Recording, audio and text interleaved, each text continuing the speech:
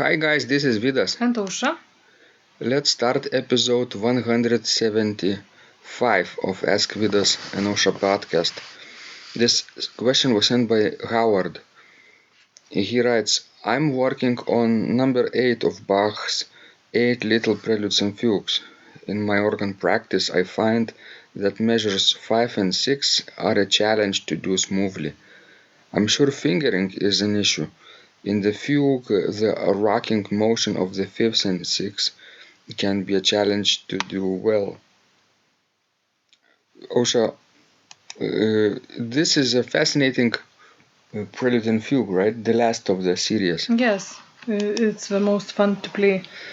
And the entire collection, 8 Little Preludes and Fugues, can help organists to boost their technique and skill level quite fast. And they are artistically very pleasing. That's true. Which one is your favorite, by the way? Well, each is different, and actually I love them all. Right now I would say probably F major. Right now I'm thinking about B flat major, this one which Howard is studying too. Okay. Yes, it's very exciting, especially that pedal solo. Yeah, after the manual entrance. So Howard is struggling with measure 5 and 6. These are basically passages downward and upward. At first scale downward, where hands interchange right left with 4 notes in each hand, and then arpeggio upwards between the hands on the G major chord. Do you think that you need to do some special fingering here downward? Well, that fifth measure, I think it's very simple. Yeah. I would play it, my right hand 5-4-3-2, and then with the left hand 1-2-3-4, and then again with right hand 5-4-3-2, and then again with left 1-2-3-4. Why 5-4-3-2 and not 4-3-2-1? Well, I think it's simpler. Well, you could do both ways, but I see. Of course, if you use 4-3-2-1, then you can connect easier with the previous measure F in the right hand. Remember? That's true. Maybe then start with 4-3-2-1. But what I mean that you have to keep your fingering consistent. Mm-hmm. So if you decide to play 4-3-2-1 and then 1-2-3-4, so just do it and don't experiment. Do you recommend making articulation between each note here, or slurring every 4 notes? Well, you would still have to do some articulation. Mm-hmm. What about you? Agree, me too. Yes, I would articulate each note. And I would say probably measure 6. The next measure is a little bit more complicated. It's because this arpeggio doesn't seem so visually easy to understand what is going on in terms of pulse. Yes, because it's divided between hands, and like in the previous measure we had, sections of 4 notes, groups of 4 notes. So here we have sort of groups of 3 notes, and that's a bizarre, looking thing in the common meter. Exactly. So in order for the grouping to be consistent with the meter, composer writes 3 notes in the left hand and then detached 1 note in the right hand, and then 2 notes which are together tied, right? And then again 2, 1, 3, 3, 1. It's complicated even to understand. I think Howard would benefit from marking with the pencil Yes. the subdivisions of the beats. That's true, because actually here you play 3 notes with your left hand, then 3 with right, then again 3 with left, 3 with right, then 3 with left, and 1 with, with right, Mm-hmm. and then go to the next measure. But I think you really need to know that where your middle of the measure is, because right on that middle section you have to make an accent again, thinking about strong and weak in common meter. Exactly. We were talking about articulating between each and every note, but what Osha means is that before the stronger beats, 1 and 3 here, you have to make even larger space. That's true. So keep that in mind. This might be a little bit tricky because when you are playing that, second group with your left hand, which is G, B, natural, and D, you have to articulate more before D note, because this is the 9th, 16th note of the measure. Exactly. And going on to the, let's say, the pedal solo, is that complicated to learn, do you think? Well, I don't think so, unless you try to play some notes with the heel. Mm-hmm. But if you are using those, it should be pretty straightforward. And for the most of the time, it's alternate toes, right? Yes, Starting that's left, true, right, yes. left, Yes. right, left, right, left, right. I think it's all the time, alternating left and right. Yeah. The only one complication comes at the last measure of that pedal solo, where you have 30-second, 30-second notes. But still, it's right, left, right. True. Although it might give you sort of rhythmic spasm.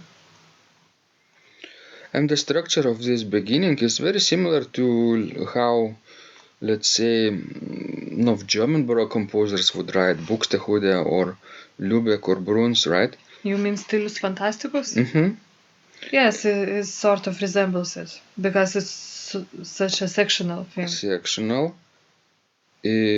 Plus the first passaggio with hands, it establishes the key of B flat major, although it kind of quickly modulates to the dominant key, to the F major also.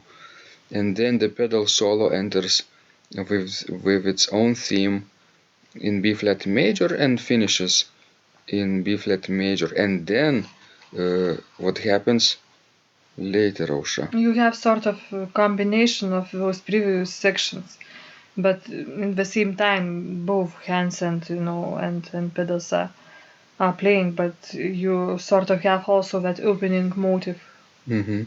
in the manual part. Yeah. But it's a fixed texture. It's very exciting. So Howard and others who are studying this need to be careful about practicing separate lines first, maybe right hand first, and then left hand, and then pedals. Yes. What about that, measure where all voices comes together after the pedal solo? Would you play 3 voices in your left hand or 2? 3 definitely, because they're different textures, soprano and the rest. So it's easier, of course, for people to divide the texture between the two hands this way. Yes, that's right, because if you try to play that, lower voice of the upper staff with your right hand, you would get in trouble sooner or later. So better learn it right away in the correct way, in the easier way, actually, and play 3 voices with your left hand. Remember our student from Undamaris organ studio here in Vilnius, Regina? Yes, I remember her. She played this one, I think, right at the beginning of her study with us. And at first she didn't understand why why I chose this kind of fingering and pedaling, early type of fingering and pedaling. But then later she told me that it makes sense because she can produce the articulate legato automatically almost without thinking. Excellent. And she has a goal to master all 8 of the preludes and fugues in this collection. And I think she's on the right track. I think she is almost done with the whole collection. Maybe a couple of more yes. left. The fugue is kind of in a different meter. What is the meter, Osha? 3/4. 3/4. Is it easier than 4/4 for you to understand or not?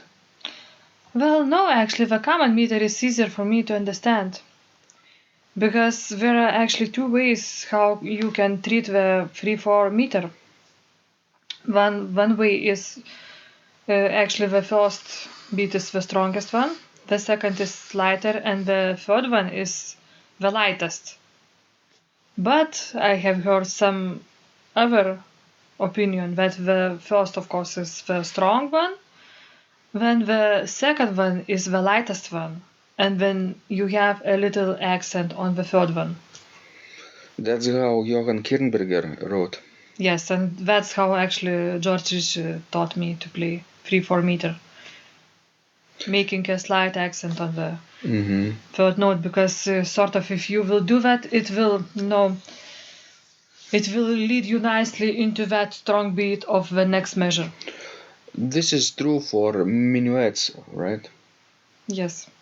And this fugue reminds me of a minuet, as well as a major fugue from the A major Prelude and Fugue, BWV 536, also is in ternary meter and reminds of the minuet too. So it wouldn't hurt to make an accent on the first and on the third beats here. But of course, that third accent on the third, beat should be not as big as on the first, on the downbeat. For Howard, I think what is difficult here in the left hand part, most of the time, sometimes they have rocking perfect fifths and minor six playing in repetition, right? But I don't know what is difficult here. He wrote that in the fugue, the rocking motion of the fifths and sixths can be a challenge to do well. Maybe articulating? Well, yes, you need also to divide between strong and weak beat. But if you will lean enough on the strong beat, on the downbeat, I think you should be just fine. Then just lean down on the first beat, downbeat, and then just relax. And I think your hand will do it itself. And of course, keep counting 1, 2, 3, 1, 2, 3, right? And make an accent on the first and on the third beat as well, a little bit. And then again, at the end of the fugue, be careful that you would learn and would play 2 voices with your left hand, not the 2 voices with your right hand. So if people are using my fingered score, I notate accordingly, and that this will be easy to understand. Actually, I gave B flat major Prelude and Fugue score to Howard because he didn't have that before. Excellent, guys. We hope this was useful to you. And please send us more of your questions. We love helping you grow, right, Osha? Yes.